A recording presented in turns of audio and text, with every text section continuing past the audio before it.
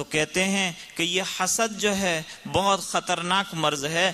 تو ایاز کے بھی بہت سے حاسدین پیدا ہو گئے کیونکہ محمود بادشاہ ہیں. محمود غزنوی بڑے نیک بادشاہ تھے, ان کے قریب یہ رہتے تھے, ان کے مشورے لیے جاتے تھے. ارے بھائی کبھی ایسا ہوتا ہے کہ آدمی چھوٹی عمر کا ہوتا ہے لیکن اللہ نے اس کو وہ صلاحیتیں اور وہ سمجھ دی ہوتی ہے کہ بڑے لوگ اس سے مشورہ لیتے ہیں. حضرت عبداللہ ابن عباس رضی اللہ تعالیٰ عنہ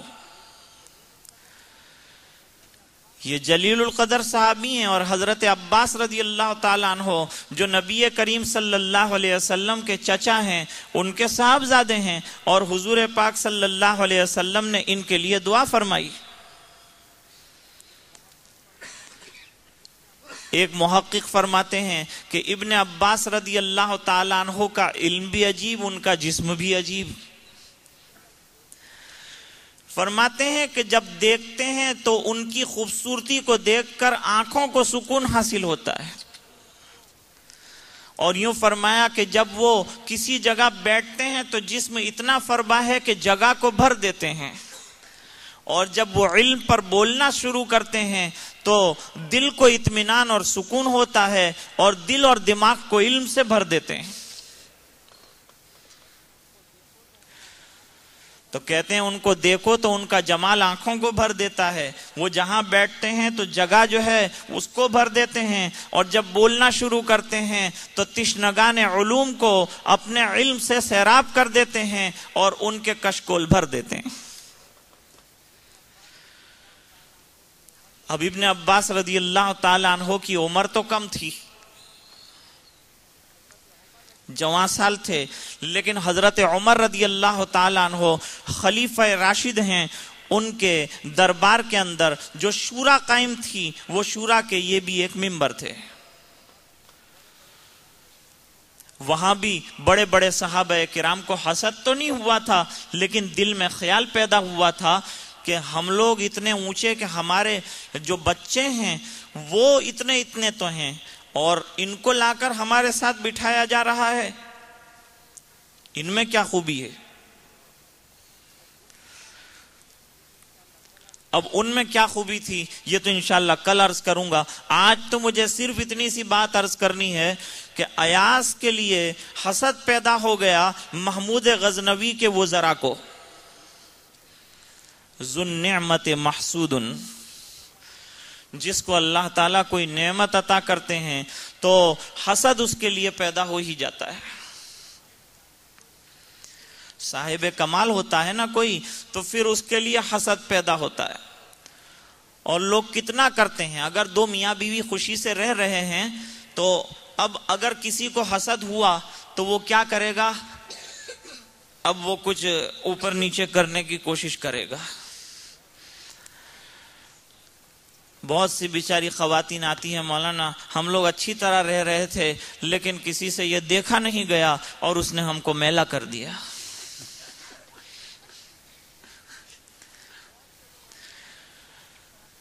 بہت سے لوگ آتے ہیں, مولانا کیا اچھی طرح سے رہ رہے تھے ہم لوگ, کیا ہو گیا کہ اچانک کچھ باہر کا ہو گیا. حالانکہ اس میں اندر کا بھی کچھ ہوتا ہے دخل. گھر میں تلاوت قرآن تو کرتے نہیں, اللہ کو یاد تو کرتے نہیں, ذرا بھی اللہ پہ نظر نہیں ہے, بس چاہتے ہیں سب کام تعویذ سے ہو. بھائی تعویذ بیکار نہیں ہے. کوئی بیمار ہو اللہ کا نام پڑھ کر دیا جائے, دم کیا جائے, بہت فائدہ ہوگا. اللہ کے نام میں اللہ نے تاثیر رکھی ہے, یقیناً فائدہ ہوگا. لیکن یہ سمجھنا کہ بغیر تعویذ کے اب کچھ ہو ہی نہیں سکتا. ایک صاحب آئے, مولانا صبح میں ہم سے اٹھا نہیں جاتا, ایک تعویذ دے دیں آپ. میں نے کہا یہ کوئی پہلوان نہیں ہے تعویذ کہ رات کو تیرے کو بستر سے اٹھا کے مصلے پہ رکھے گا. یہ تو خود محنت کرنی پڑتی ہے, آدمی کو ہمت کرنی پڑتی ہے, تو پھر اللہ تعالیٰ جو ہے خود فکریں رکھے گا, صبح میں اٹھے گا. ایک تعویذ والے صاحب کے یہاں ایک پہلوان صاحب آئے, انہوں نے آ کے کہا حضرت میری فلان آج شام کو فلان سے کشتی ہے, تعویذ دے دیجئے. ایک تعویذ ان کو دے دیا. تھوڑی دیر کے بعد جن کا مقابلہ تھا وہ بھی آئے, انہوں نے کہا حضرت مجھے بھی ایک تعویذ دے دیجئے. حضرت نے فرمایا کہ اب یہ تعویذ کی کشتی رہی اس بنا پر کہ پہلوان تو دونوں تعویذ لے جا چکے.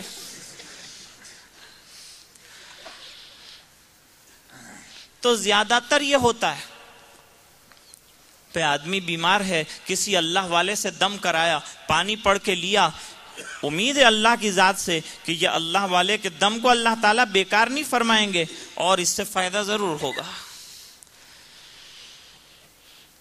لیکن چیز بھی ایسی ہونی چاہیے نا. ایک آدمی بھائی شادی نہیں کرتا اور کہتا ہے مول صاحب ایسا تعویذ دو کہ بچہ پیدا ہو جائے. ظاہری بات ہے کہ یہ تو دشوار ہے نا. اللہ نے اسباب کی لائن رکھی ہے، وہ کرنا پڑے گا. تو حسد کی وجہ سے میاں بیوی میں جھگڑے کرانا اور بہت سے واقعات. ہمارے حضرت والا نے ایک مرتبہ سنایا کہ ایک خاتون تھی، اس نے جو ہے ناپاک سحر جو ہے وہ کرنے کے لیے غلاظت کھائی کوئی 500 گرام اور کلو. کیا ہوگا اس سے؟ اپنا ایمان بھی خراب کرتے ہیں. اگر کوئی آدمی خوشی سے زندگی گزار رہا ہو تو ہمیں کیوں تکلیف ہونی چاہیے؟ اگر اللہ نے کسی کو نعمتیں دی ہے تو ہمیں کیوں ناراض ہونا چاہیے؟ اللہ تعالی ہمیں صحیح سمجھ عطا فرمائے. اب ایاز جو تھے ان کو بھی یہ محسوس ہوا کہ حاسدین جو ہے ان کی ریشہ دوانیاں اور دسیسہ کاریاں چالو ہیں. کیا کریں؟ محمود غزنوی سمجھ گئے مسئلے کو تو انہوں نے ایک دن امتحان رکھا تاکہ لوگوں کو پتا چل جائے. بیچ میں ایک ہیرا لا کے رکھا بہت قیمتی. وزیروں کو آرڈر جاری کیا کہ یہ ہیرے کو توڑا جائے، پٹک دو، زمین پر توڑ دو. اب سب وزیر آپس میں بات کرنے لگے کہ ہوئی بھی આપણા થી એવું થાય, આટલો કીમતી હીરો ને એમ એને તોડીને નુકસાન થાય, કેટલો લાખોનું નુકસાન બાદશાહનું કરી નાખવું આપણે, બની જ નહીં શકે કોઈ રીતે. ایک جگہ ظہر کے اندر ایک امام صاحب نے سوراشٹر کے اندر قرات شروع کی تو ایک پیچھے صاحب تھے، ان کو آتا تو تھا نہیں کہ کیا کہنا چاہیے، تو انہوں نے یہی کہا اپنی قرات کے اندر کہ ظہر کے اندر قرات بنے ج نہیں.